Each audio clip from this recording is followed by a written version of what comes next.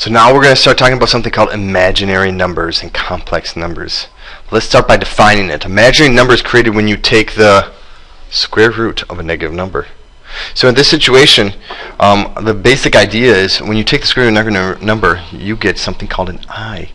And what I is just a way for us to signify that we don't know what to do with this thing called the square root of negative 1, because nothing times itself gives you negative 1 or a negative number. So we start to call it I. So let's just give you another example. Let's say we're going to take the square root of negative 4 right here. Well, you can actually think of this as the square root of negative 1 times the square root of 4. You can kind of break it up like that. Well, we know the square root of negative 1 is I, this imaginary thing, because nothing times itself is a negative number, right? A negative times a negative is a positive, and a positive times a positive is a positive. And then the square root of 4 is 2. So this is really equal to 2i. So that's how you can do problems like this to make imaginary numbers. There's also something called complex numbers. Now, complex numbers are pretty much just kind of like imaginary numbers.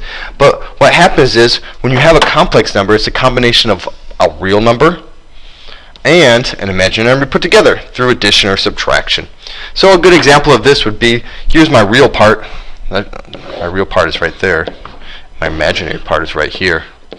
So you could have, 2 plus 3i. That's a complex number where it has a real part and an imaginary part. And later in math, you're going to start dealing with axes that have both a real part and an imaginary part, and you'll be graphing things like that. Okay, so that's what imaginary numbers are and complex numbers are, and we're going to use those in the next part of this lesson.